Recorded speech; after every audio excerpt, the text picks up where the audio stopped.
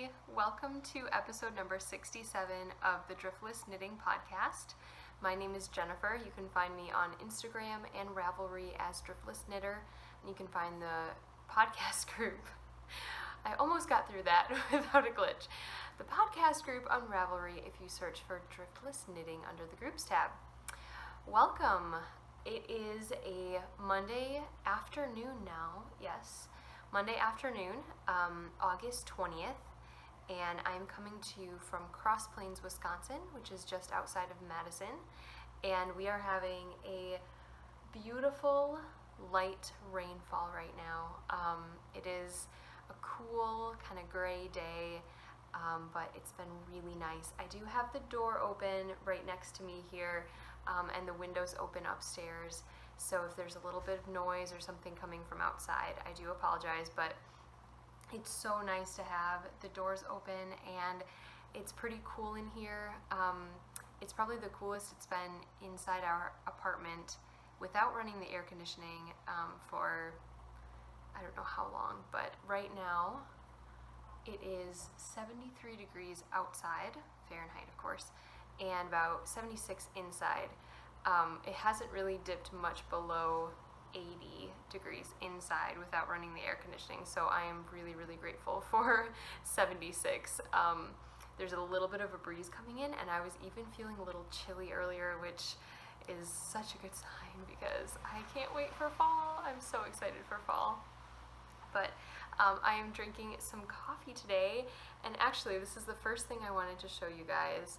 This is a very large, gigantic mug.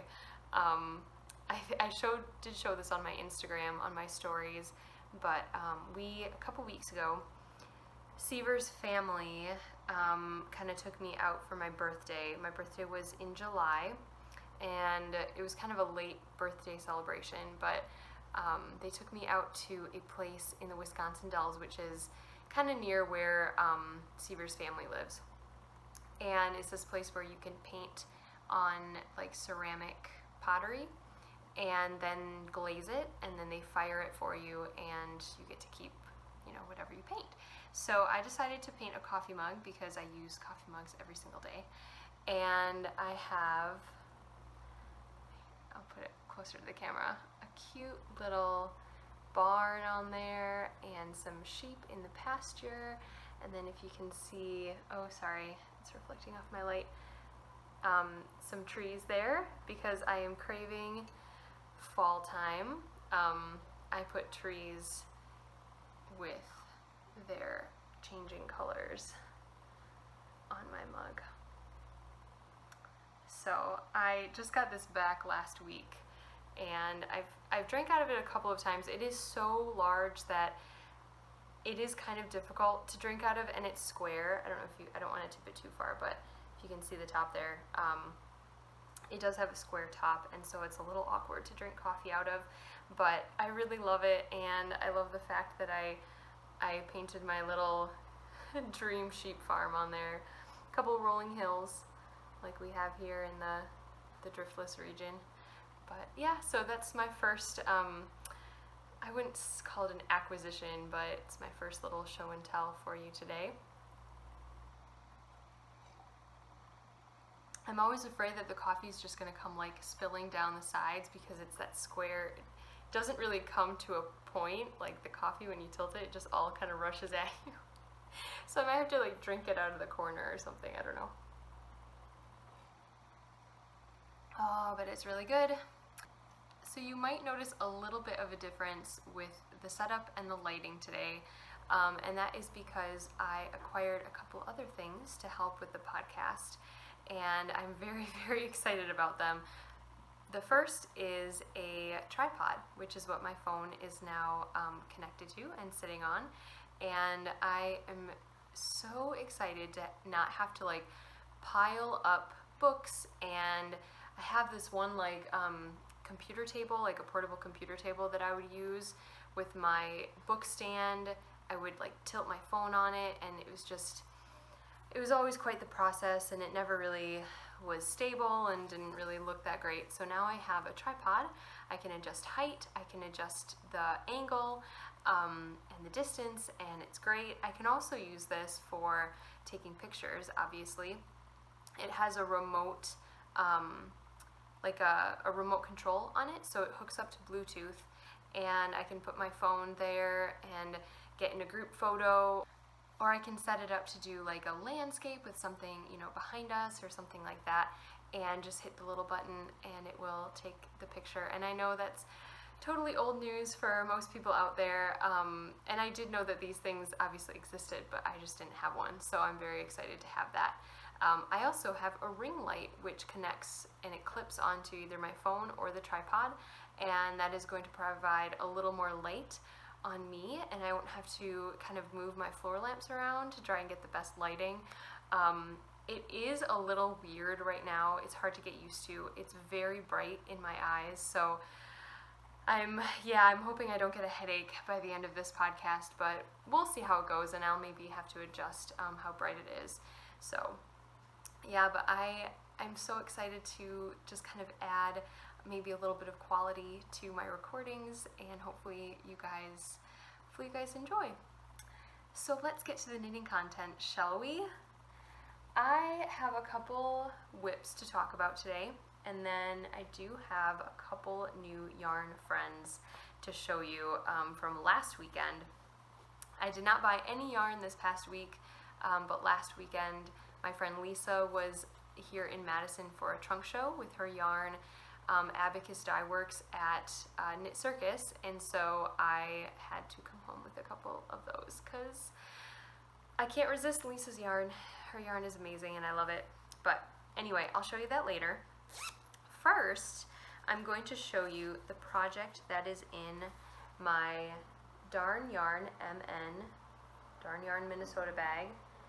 And this is one of her medium, I think they're the medium peekaboo bags, not the small. I don't think she really has a small. She has like a mega size and then this size. So this is the medium. And yes, you saw that correctly. That is Harry Potter.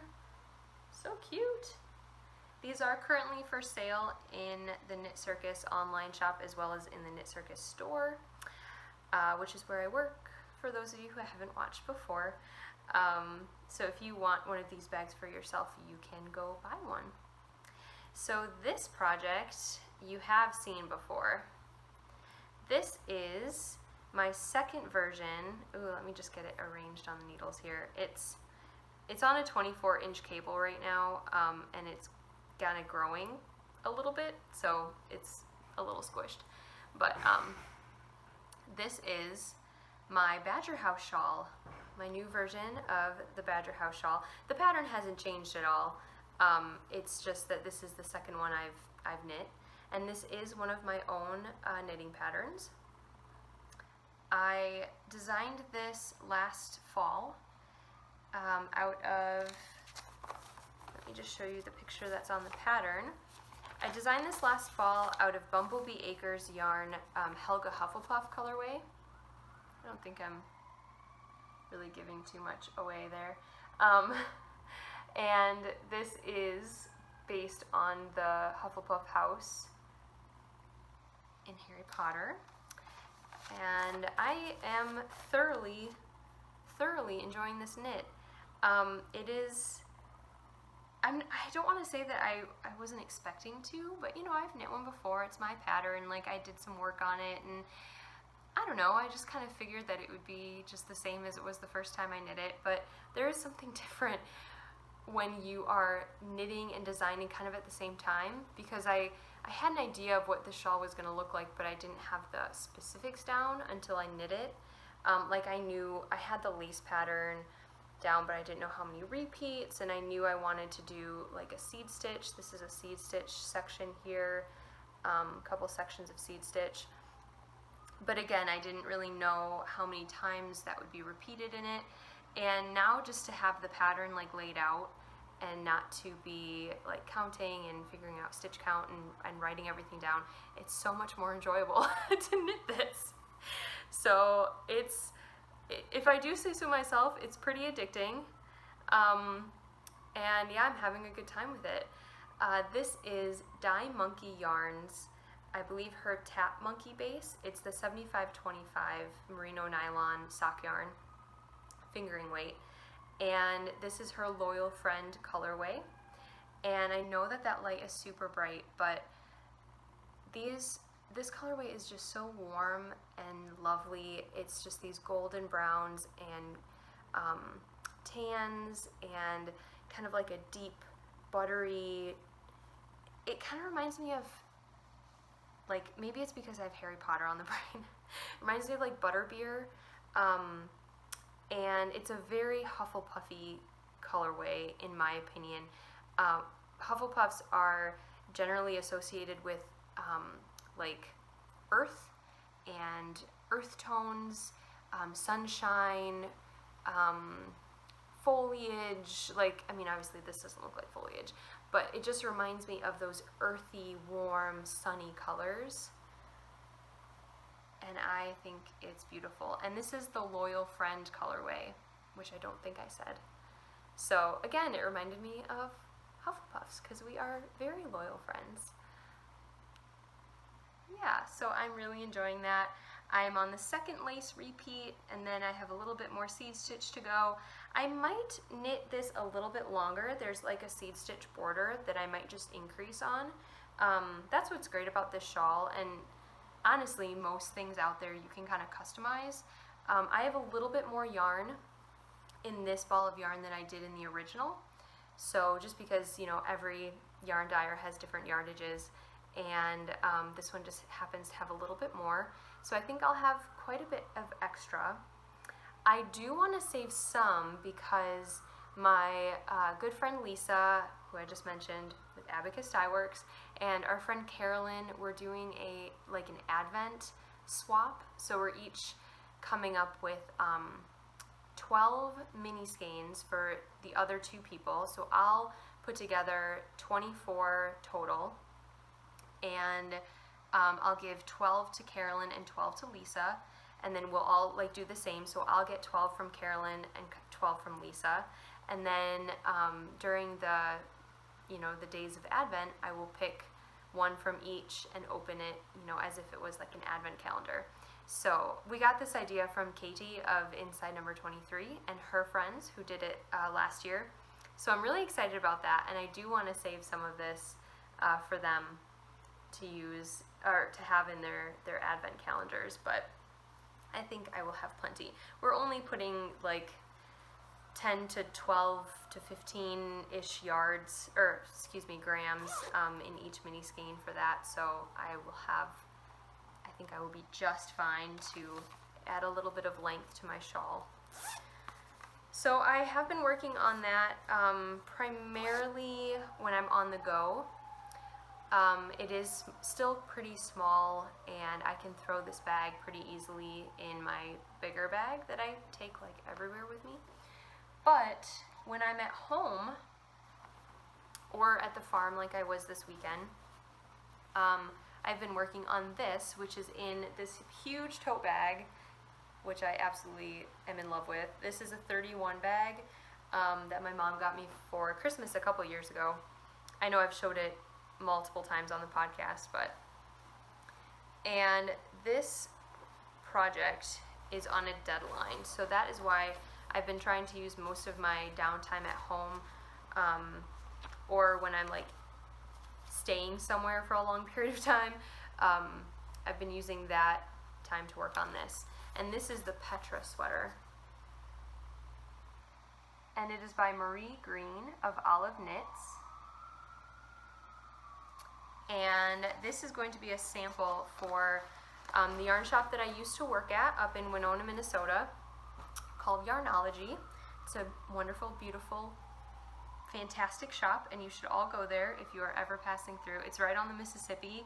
Not the shop, but the town. It's only like 2 blocks away from the Mississippi, but and it's like in the heart of the Driftless region, and that's where I fell in love with just the river and the bluffs and the Driftless sort of mindset and feel, and that's kind of that town and that yarn shop is what inspired me to start this podcast.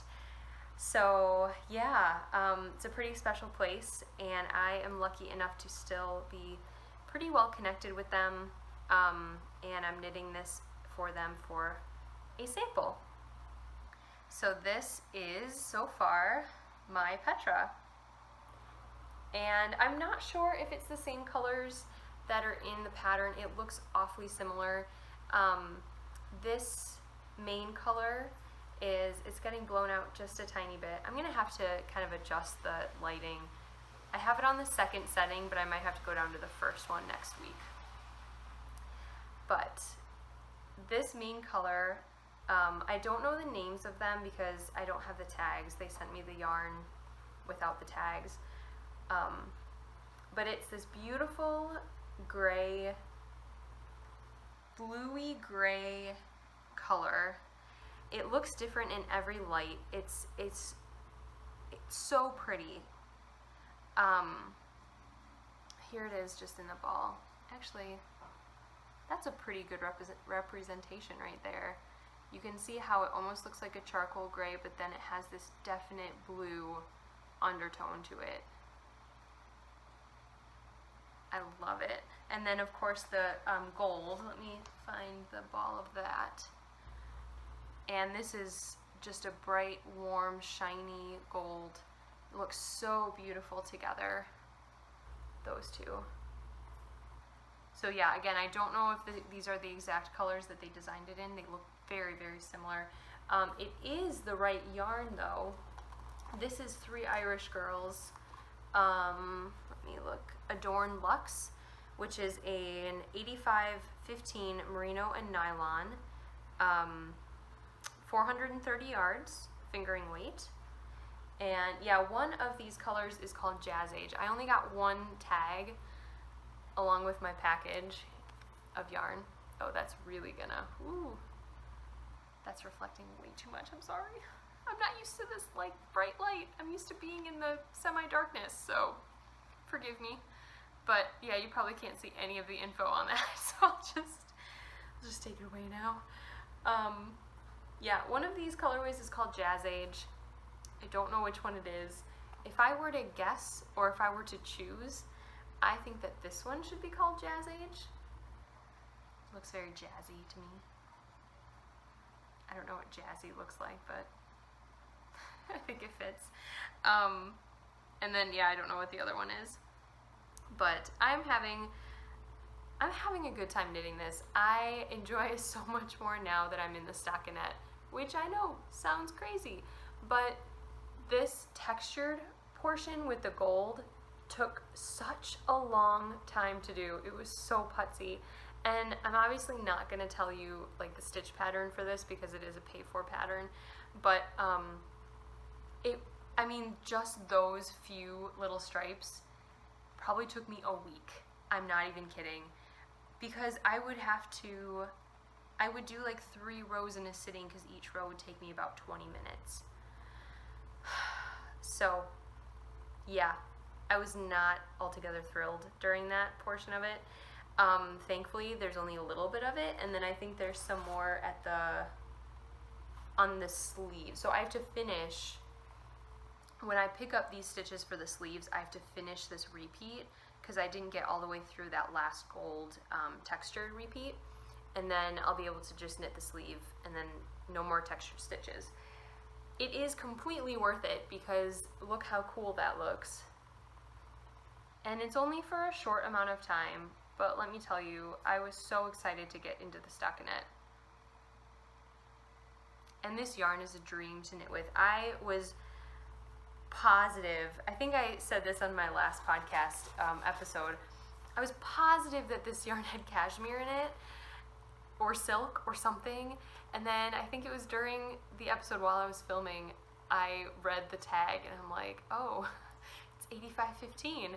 I wouldn't have guessed that. This feels like, kind of like an MCN base, but Adorn Sock by Three Irish Girls is incredibly beautiful to knit with, and I feel very, very lucky that I get to knit with it for this sample.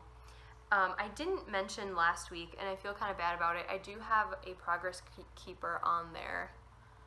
and it keeps flipping around because I don't think I have it clipped on very well, but this is, oh, it's just, the light is bouncing off of everything. Oh my gosh. Okay, you can't see that very well, but that is a pumpkin spice scone from the Gnome Knitter, and I love her progress keepers. I'm so excited that she is going to, well, she's starting to put more charms back in her shop because after moving to Alaska, she's finally settled back in. She has a really, really big update coming this upcoming Friday, and I'm so excited. I have at least 2, I think. 1 for sure I need to buy unless it's sold out, and then there's like 1 or 2 other ones that I'm like, I would love to have them, but I'm not really sure I need them. Anyway, I'll let you know hopefully when I get a chance to buy those, but I love her charms. They're so realistic, and yeah, I have a few of hers, and I think they're pretty great. So this is putting me in the fall mood, and it's also marking where I was the last time I podcasted. So I did get a fair amount of knitting done on this in 2 weeks. It is fingering weight, of course, so, you know, and that darn textured section took me about twice as long as the stockinette did. I knit all of that stockinette probably in about 3 days. So that tells you something. Okay, so that's that project. I really need to get it done by the first week in September. I think I will. That gives me about 3 full weeks left to do it. Lisa is coming back down for the Wisconsin Sheep and Wool Festival, which is the 8th through the 10th, I think, of September in Jefferson, Wisconsin. So if you are in the Wisconsin area, be sure to put that on your calendar. It's a really, really good event. There are, you know, large pole barns full of vendors. They have, you know, your typical like fair food, 4-H food, 4-H stand food, and then they have a lot of animals, more animals than the festival, that's the word, than the Fiber Festival up in Minnesota, and Lake Elmo. For those of you who, if you're like in the Winona area or this area in Wisconsin, you probably have heard of Shepherd's Harvest up in Lake Elmo, Minnesota. That one, they do have animals there, but they're more like kind of either they're selling them or they're just there to kind of promote farms and to be display, like display animals sounds really terrible. Or to be like sheared for demonstrations. That's kind of more what I meant, like demo. They're there for like demos and stuff. But at the Jefferson Festival, they're actually showing the sheep, the goats, the llamas, the alpacas. There are, you know, kind of showmanship things going on that weekend as well. So that's always really fun. And yeah, there's going to be some really, really awesome vendors there. So Lisa's coming down for that, and I want to be able to give her the sweater and have her take it back up to Winona for me, so that they can start displaying it at Yarnology. So yeah, you'll be able to, if you guys are from Winona or frequent Winona, you'll be able to see that sweater in person and actually feel that yarn, because it is incredible. Okay, my last work in progress is one that I started. Did I start it last Monday? I may have. I have so many ideas for designs in my head right now, and I'm trying my hardest to finish the sample and get a couple things off the needles before I really delve in completely into design mode. I have one of my patterns being test knit right now, and the socks that it's a sock pattern. The last podcast episode I did show those. They're not ready to be released yet, but I think they will be in a couple of weeks. I'm so excited. My test knitters have posted a little bit on Instagram about them, and it's so cool to see, you know, your design come off of someone else's needle. Yeah, it's really awesome. So anyway, that one's being tested. It'll be released probably maybe September 1st. That's what I have on my calendar right now, crossing my fingers. There were a couple of things that I had left out of the pattern that I now have fixed and everything like that, so I just have to go back, write up the final version, and then it'll be good to take pictures. Yeah, that would help. Take pictures and then publish that. But this is something else that I started last week in the throes of design. I don't even know what to call it. Inspiration? Let's go with that.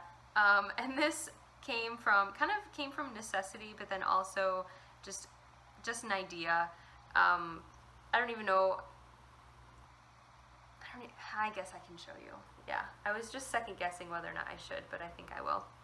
So this is a yarn that, oh yeah, because it's so light, my light is not going to like it very much. But this is a yarn that was dyed up by the ladies at Knit Circus, and it is on a base that we're currently testing. So I wound this up and I really wanted to knit something out of it. I wasn't sure what I was going to make, but then my cousin had a new baby girl at the end of July, and I thought how beautiful and cute would this yarn be in a little baby cardigan. Because of the light, you probably can't tell, but this is a soft pale yellow and pale pink, kind of combined with some, let's see if I can find, there's like specks of like ochre in there. You can see it's a little dark here by my finger and right there. And I don't know, I just love that combination of pink, pale yellow, and hints of dark ochre. So I decided to cast on. I couldn't find a cardigan that I liked, for one. I was being really, really, really super picky. And I was like, I picked out a couple and I'm like, okay, I'll do this, but nothing, it just wasn't speaking to me. So I had been flipping through my stitch dictionaries for really just for no reason, just to, you know, look at different stitches and see if anything spoke to me, and something did, and it was telling me to knit it up into a little baby cardigan. So on the back here, I have this fern lace stitch here in the middle. It has a garter stitch border. You can see those pops of ochre so much better now, but so it has a garter stitch border both on the sides and on the bottom, and then it has this lace, this fern lace motif will be running up the back, and then it will also be, so it'll be like directly up the center, and then I will position two more of those motifs on either side when I get up to the yoke. And so it'll be, the fern will be kind of around the yoke and then down the back. And I'll do raglan, I'll do separate sleeves and knit them together, and then do raglan decreases up to the top. So I think it'll work. The sizing is a little tricky. I think this will be about a 3 to 6 month size if I'm measuring correctly. So this is going to go, you know, all the way around her like that. It does look a little tiny bit small, but I think it will block out a little bit too. And yeah, I'm just kind of testing it out. Even if this doesn't become a pattern, it is kind of fun to, you know, knit something up that, yeah, for someone special, and to kind of test yourself. You know, you have this, I had this idea in my head with this stitch pattern on it, and I just wanted to see if I could do it. So I think it'll be pretty cute. Whether or not, like I said, whether or not it becomes a published pattern, it'll still be a really great cardigan. Oh my goodness, it is just raining, raining, raining. Oh, but it is the most beautiful summer rain. It sounds beautiful. Oh my gosh, I love rain. Okay, anyway, yeah, so those are all of my works in progress. I have no finished objects this week. But I am working on a couple bigger projects, and it's been pretty busy. Life has been busy the last 2 weeks. I'll fill you in a little bit on what we've been up to after I show you my brand new yarn friends that I got last weekend. So like I said, my friend Lisa came down to Madison from Winona to be here on the first day of the trunk show that we are hosting with her yarn at the Knit Circus Yarns storefront. And every month we host a different indie dyer, and it's been kind of my goal to, I'm the one that reaches out and contacts them, or sometimes they contact me if they know about our trunk show program.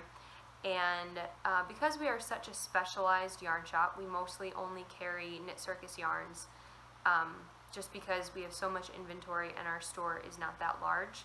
Plus, we're more of a destination for people, we're finding.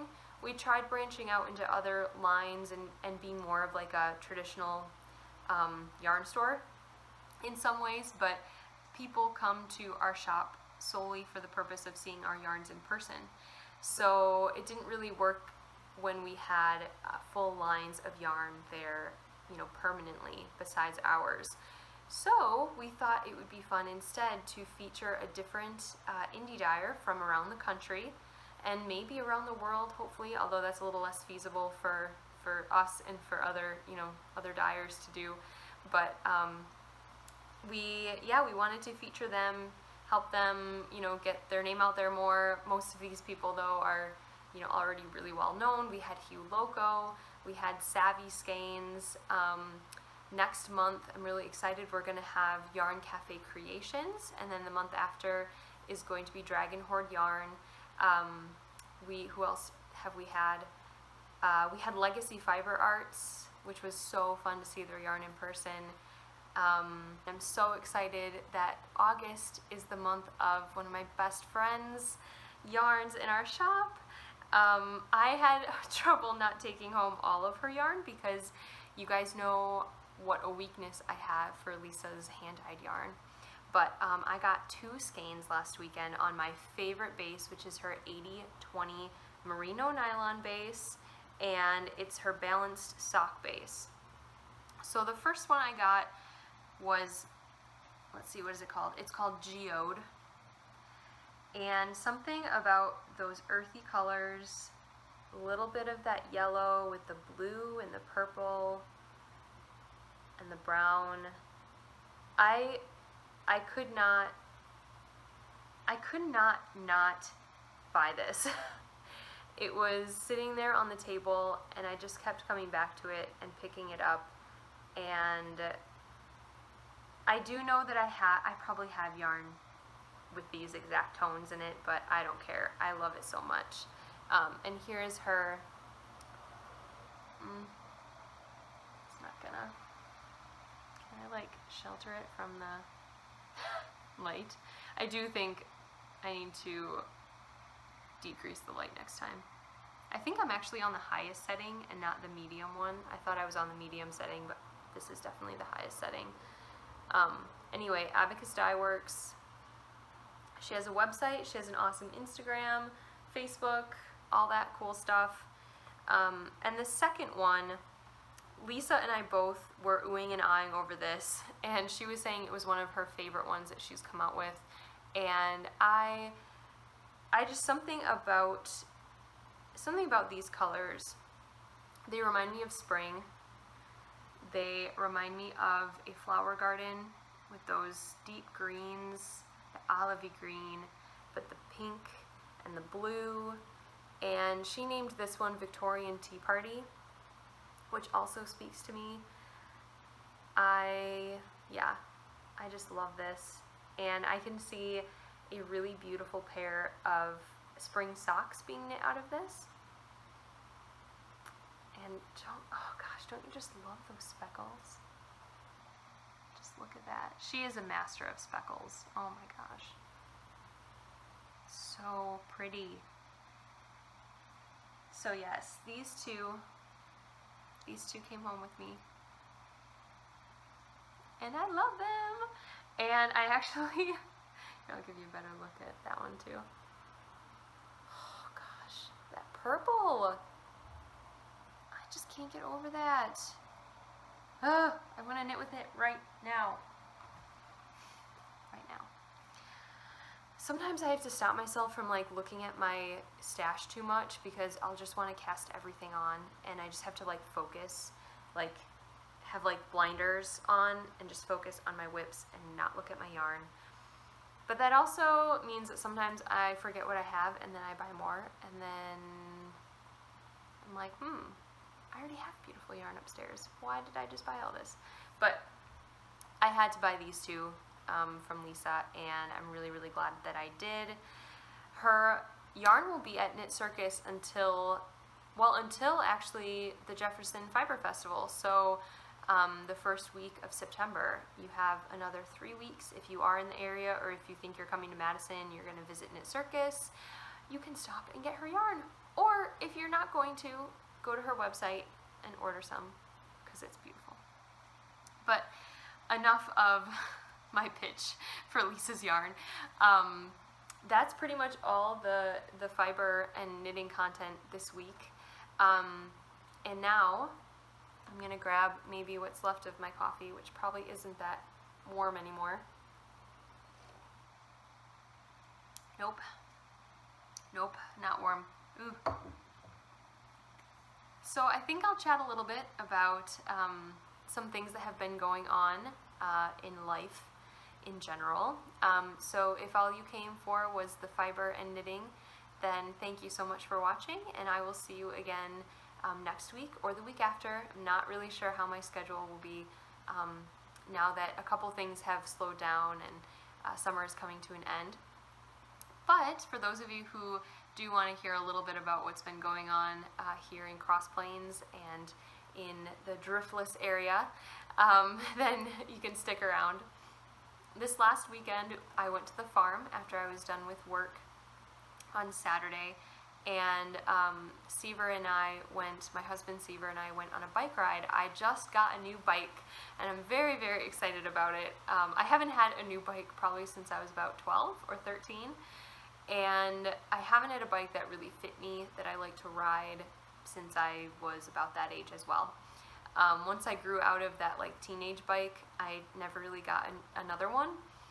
So we went and did that last week. It's been a dream of Seaver's to be able to go biking together, and we have some beautiful back roads around here, as well as trails. Bike trails are a really big thing in this area, as they are, I'm sure, in a lot of different cities in the country, but we are lucky enough to have a couple old railway lines that have been turned over into like gravel, well, it's like crushed stone bike paths. Some of you may have heard of the Sparta Elroy Trail, which is pretty famous, and the trail that we went on actually connects to that eventually. It's like 200 miles of trail, systems that kind of all connect at one point or another. But this was over by where Seaver's family lives and where he grew up. And we celebrated, because he turned 30 yesterday, so we kind of celebrated early on Saturday night, went for a bike ride, we did a 7-mile ride from his hometown to the neighboring town, and they have like a pizza place right next to, the trail that you can just park your bikes and then walk to the pizza place. So we got pizza and ice cream, and we had actually figured out, because it was in the evening, it was going to be dark by the time we would have a chance to ride our bikes back. So we had parked his car with the bike rack on it in the neighboring town, and we had left my car in his hometown. So when we were done with ice cream and pizza, we just loaded the bikes back on his car and then drove and picked up my car. So it worked out pretty well, and we had a really, really, really good time, and my bike worked well, and I had fun. I was only a tiny bit sore the next day after sitting on the bike seat, but otherwise it was great. And then yesterday, on his actual birthday, he and I played a little bit of mini golf, which was always fun. I don't think I'm ever going to grow out of mini golf. I love it so much. and there's a really, really great mini golf course in the Wisconsin Dells, which is nearby where his parents live as well. So we went mini golfing, and then we went to lunch, which actually turned out to be a surprise birthday party for Seaver. So I knew about it, of course, and I've been planning it with his mom for the last few weeks. But a lot of his family was there, and my mom and my stepdad even came up, and my sister and her family came up for it. So he was really surprised when we walked out onto the deck, and he saw all of his family and his friends, a few of his friends. One of his friends that was his groomsman was in town, so he was able to be there. And he was really surprised. It was really, really fun. So we played some sand volleyball, we had some drinks, we ate some food, we had cake, and yeah, it was a really fun time. We couldn't let his 30th birthday go by without celebrating it somehow, even though afterwards he's like, man, you guys made such a fuss, you shouldn't have done that, but you don't turn 30 every day, so it was fun. And that's really all that went on this weekend. It was a very busy, long weekend, but it was great. Last weekend was pretty much filled up with Lisa being here. She stayed with me for a couple of nights, and we spent time in Madison. We actually, after the trunk show on Saturday, we had a full day at the Knit Circus shop, and we went to one other yarn shop in the area just to kind of peruse. We went out to dinner, and then we crashed back at my apartment. We watched a knitting podcast, and we didn't even like drink wine or anything. We just sat with our knitting in our pajamas and knit for like 3 hours until bedtime. So we call that a successful party, but you know, most people probably think it was super boring. You guys probably don't. You all understand where I'm coming from. So but yeah, so that was a fun weekend as well. And then next weekend, I think we're just gonna have some good quality time on the farm, because after that, life gets crazy. Absolutely crazy. Something going on every weekend, and then we are also going on a short vacation in September, so yeah, that'll be fun. The other thing I wanted to talk about is actually what I'm reading right now. I've been noticing that a lot of podcasters have been putting in a little segment about the books that they're reading or the books that they're listening to, and I thought I would do the same. Reading is very, very important to me. It is a huge part of my life. For those of you who don't know, I actually have my degree in literature. That's what I went to college for, and even though I don't use that degree on a daily basis, books and literature are still so important to my life and to who I am. So yeah, I'm trying to make reading, even though it is one of my favorite things. Life has kind of gotten in the way of me sitting down and enjoying an extended read. I don't know, I usually, when I have downtime, I pick up my knitting, I turn a podcast on, and that's what I do, and reading took a way, way, way back seat to that for a long time. And it wasn't until recently that I realized how much I missed not only books and reading, but I missed that part of me. I felt like there was a little bit of me that was kind of gone. And it was kind of sad.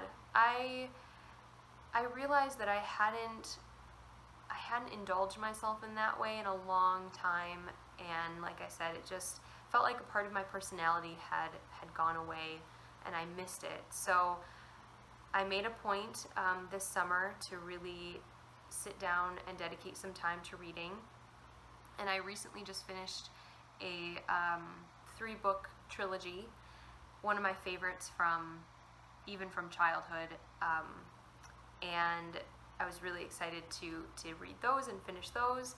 And then I picked back up a book that I started a while ago, and I was going to pick another book off my bookshelf, but then I figured, just like with whips, I should finish the ones that I've already started before casting on another one. So this is a book, I wish I had the dust cover on it, but it is called The Victorian City. I don't know if that's going to be backwards or what. Here. Oh, it's sideways anyway. The Victorian City. And this is a book actually about the city of London. And let me just read it says, The Victorian City, Everyday Life in Dickens' London by Judith Flanders. So I am a huge Charles Dickens nerd.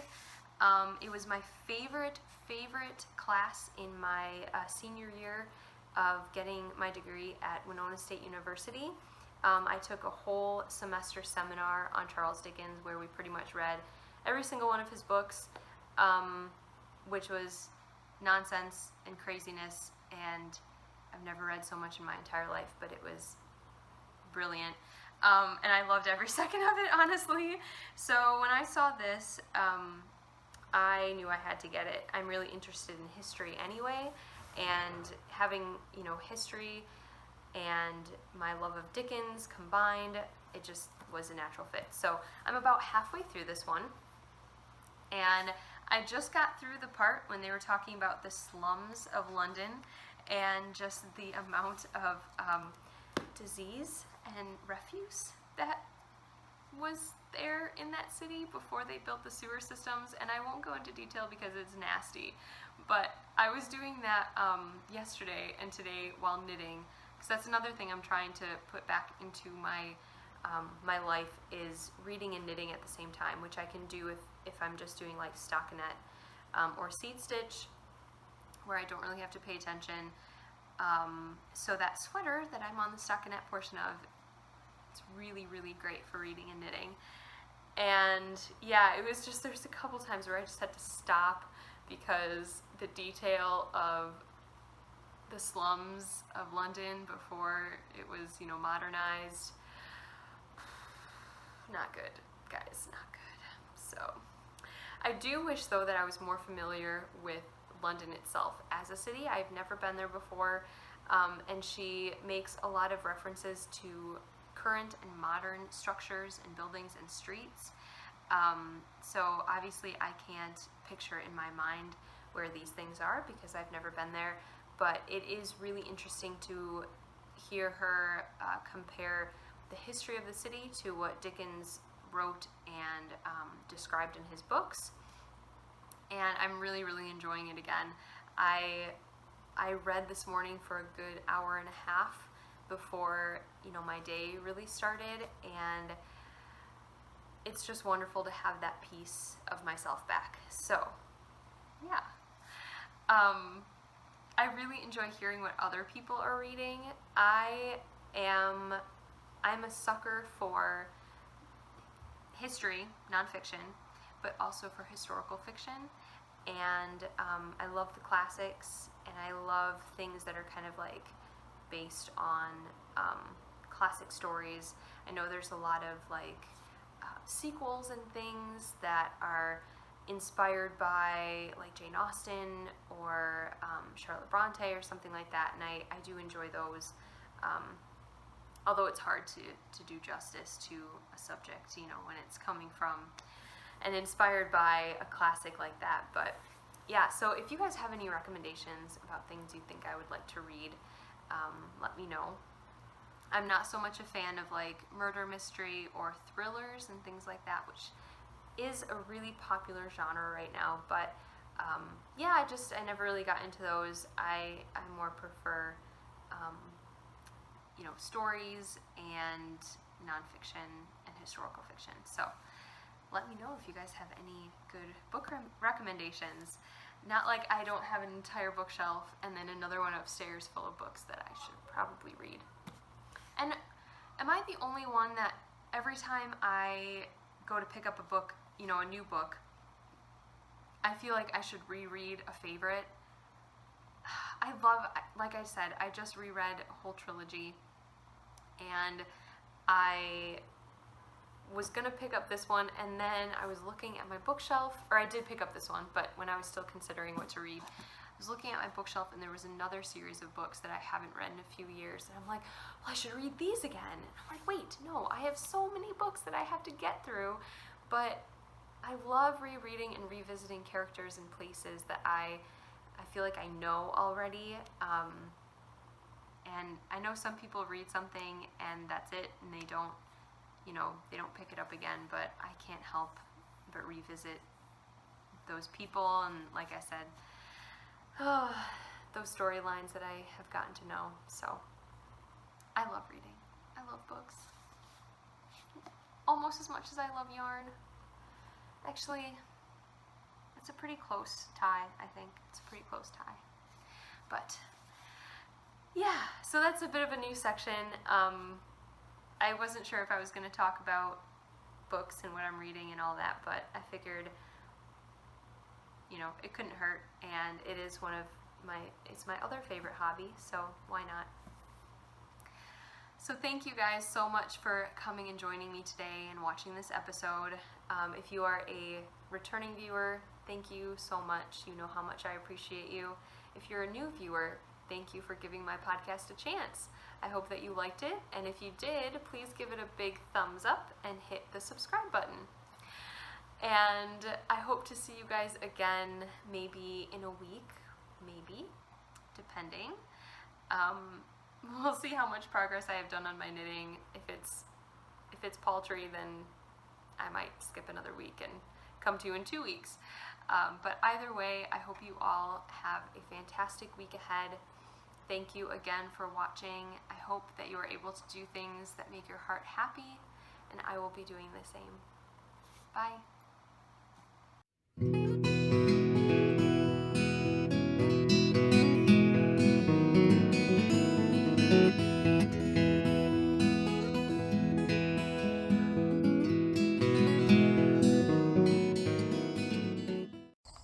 Hello, Daphne.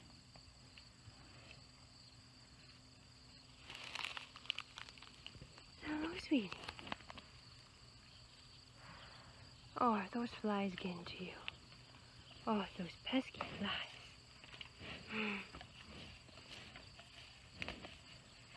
Yummy.